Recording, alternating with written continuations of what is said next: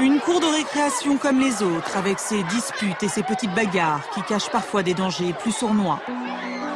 Dans toutes les écoles de France, des élèves sont martyrisés tous les jours par leurs camarades. Ils sont victimes de harcèlement collectif. Un enfant sur 10 est concerné par le harcèlement dans la cour de son établissement scolaire en France. Un rapport qui fait état d'une augmentation inquiétante du nombre de cas de violence à l'école.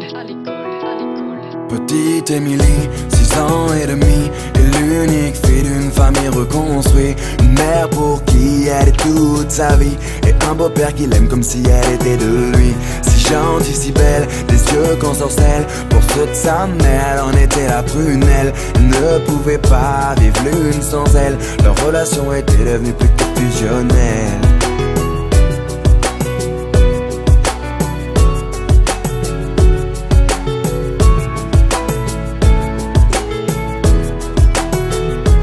Petite Émilie, à 8 ans passés, rien n'a changé sauf qu'elle a déménagé. Fini la campagne isolée, elle vit maintenant en ville car sa maman fut mutée. Une nouvelle école, de nouveaux amis, elle ne mit pas longtemps à s'adapter à cette vie.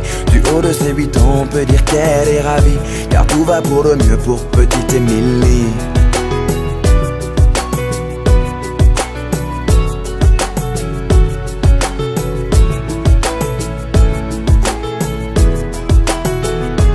Petite Émilie, à 10 ans, était devenue une petite fille comblée. On peut dire que l'école lui plaisait. Bonne élève pour maman, elle en était une fierté.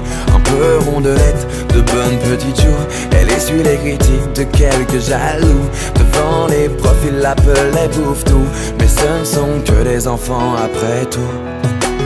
Depuis quelque temps, une nouvelle forme de violence se développe sur les réseaux sociaux. Elles prennent différentes formes, elles peuvent prendre la forme de châtiment corporel, mais elles peuvent aussi prendre une forme plus insidieuse, qui est tout ce qui est la violence plus psychologique. Petite Émilie, à 12 ans maintenant, adolescente enfermée aux grandes dames de maman.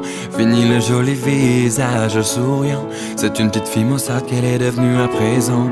Faut dire qu'au collège, tout avait changé. Trop d'élèves ne faisaient que de se moquer. Partout elle se sentait rejetée, tantôt frappée, tantôt injuriée. Elle se demandait comment faire face. Elle était devenue le souffle-douleur de la classe. Sur les réseaux sociaux, ils l'appelaient la dégueulasse. Des photos d'elle tournées,